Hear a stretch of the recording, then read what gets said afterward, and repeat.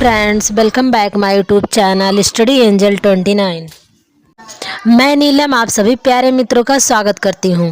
आज के इस वीडियो में हम आपको यूक्रेन और रूस के बीच जो युद्ध चल रहा है इसके बारे में जीके जीएस का कुछ इम्पोर्टेंट प्रश्न करवाएंगे जो कि आपकी परीक्षा में पूछा जा सकता है। क्योंकि फ्रेंड कंपटीशन इतना ज़्यादा बढ़ गया है कि कहीं से भी कुछ छोड़ने लायक नहीं है। जो हमें इम्पोर्टेंट लगे वो चीज़ हमें पूरा पढ़ लेना चाहिए।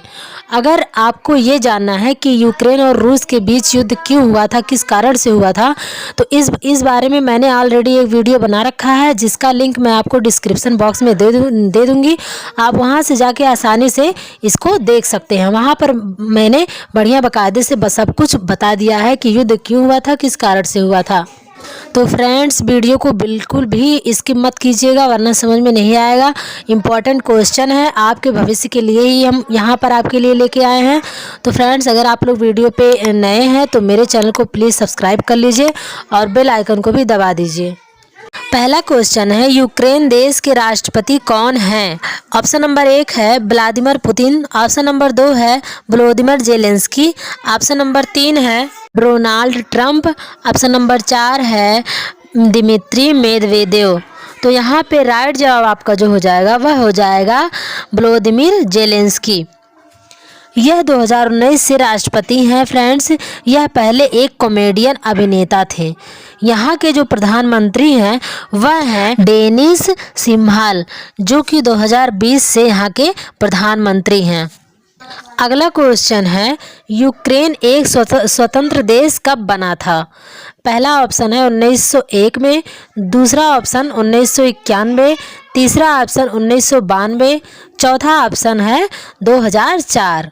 तो यहाँ पे जो राइट जवाब हो जाएगा वह हो जाएगा 1991।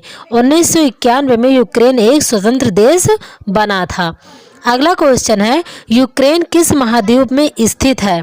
पहला ऑप्शन है एशिया महाद्वीप में, दूसरा ऑप्शन है यूरोप महाद्वीप में, तीसरा ऑप्शन है उत्तरी अमेरिका महाद्वीप और चौथा ऑप्शन है अफ्रीका महाद्वीप। तो यहाँ पे जो राइट जवाब हो जाएगा वह हो जाएगा यूरोप महाद्वीप।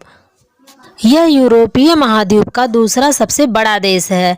अगर यूरोपीय महाद्वीप का यह दूसरा सबसे बड़ा देश है तो पहला कौन है फ्रेंड्स? पहला सबसे बड़ा जो देश है क्षेत्रफल के हिसाब से वह है रूस। तो चलिए अगला क्वेश्चन देखते हैं, यूक्रेन देश की राजधानी क्या है? पहला ऑप्शन है वियना, दूसरा है कीव, तीसरा है रोम और चौथा ऑप्शन जो हो जाएगा वह हो जाएगा पेरिस। यहाँ पे जो राइट जवाब हो जाएगा वह हो जाएगा कीव। कीव जो है वह यूक्रेन देश की राजधानी है। अब देखते हैं वियना कहाँ की राजधानी है। तो वियना ऑस्ट्रेलिया की राजधानी है, रोम इटली की राजधानी है, पेरिस फ्रांस की राजधानी है। तो चलिए फ्रेंड्स आगे बढ़ते हैं। नेक्स्ट क्वेश्चन है, यूक्रेन देश की मुद्रा क्या है? पहला ऑप्शन है यूरो, दूसरा ऑप्शन है पाउंड स्टर्लिंग, तीसरा ऑप्शन है यूक्रेनियाई रिवनिया, चौथा ऑप्शन है स्वीडिश क्रोना। ऐसे ऐसे नाम होते हैं फ्रेंड्स कि लेने में भी जो है दिक्कत होने लगता है।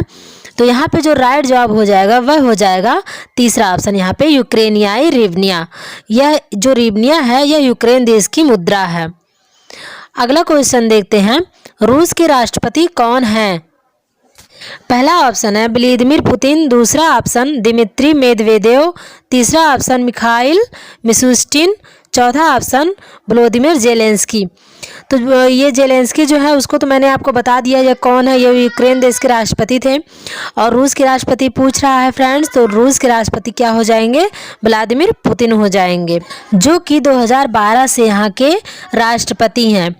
अब यहाँ के प्रधानमंत्री देख लेते हैं फ्रेंड्स कि यहाँ के जो प्रधानमंत्री हैं वह कौन है। तो वह है मिखाइल मिशुस्टिन, जो कि 2020 से यहाँ के प्रधानमंत्री है। कहाँ के फ्रेंड्स? रूस देश के। अगला क्वेश्चन है, रूस देश किस महाद्वीप में स्थित है? पहला ऑप्शन है अफ्रीका, दूसरा है एशिया और यूरोप, तीसरा है एशिया और चौथा है ऑस्ट्रेलिया। तो इसका राइट जवाब आप लोग को पता है फ्रेंड्स, यह दो महाद्वीप एशिया और यूरोप में फैला हुआ है। तो इसलिए इस कारण से इसका जो राइट जवाब हो जाएगा वह हो जाएगा फ्रेंड्स एशिया और यूरोप। चलिए नेक्स्ट क्वेश्चन देखते हैं, रूस की राजधानी क्या है? रूस की राजधानी क्या है?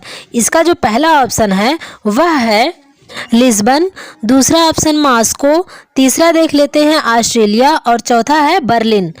तो यहाँ पे जो इसका राइट जवाब हो जाएगा, रूस देश की राजधानी क्या है? तो रूस देश की राजधानी मॉस्को हो जाएगी फ्रेंड्स। और यहाँ देख लिए लिस्बन जो किसकी राजधानी है वह पुर्तगाल की है। ऑस्ट्रेलिया तो एक देश है और जो यहाँ पर बर्लिन है, बर्लिन जर्मनी देश की राजधानी है। मॉस्को यूरोप महाद्वीप में स्थित है।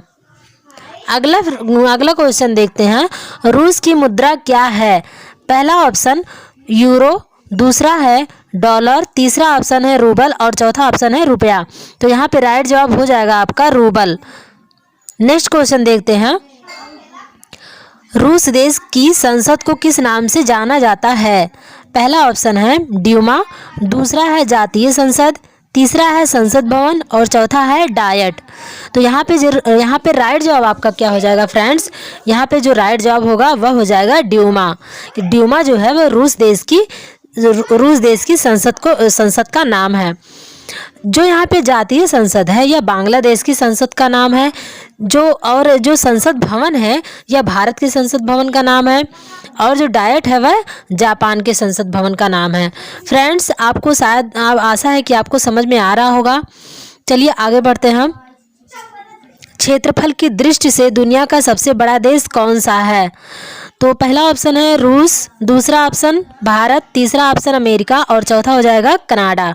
तो यहाँ पे जो पहला ऑप्शन है हमारा रूस, यही हमारा राइट जवाब हो जाएगा।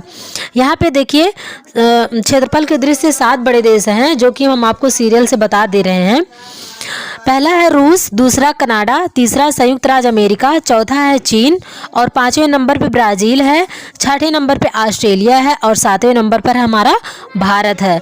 भारत का जो क्षेत्रफल है वह 32,87,263 वर्ग किलोमीटर फैला हुआ है। अगर वीडियो अच्छा लग रहा हो तो प्लीज़ मेरे चैनल को सब्सक्राइब कर लीजिएगा फ्रेंड्स और इसे शेयर भी कर दीजिएगा। चलिए नेक्स्ट क्वेश्चन देखते हैं, क्रीमिया किस देश का हिस्सा है? पहला ऑप्शन यूक्रेन, दूसरा ऑप्शन रूस, तीसरा ऑप्शन आपका हो जाएगा फ्रांस और चौथा ऑप्शन जो है वह है ब्राज़ील।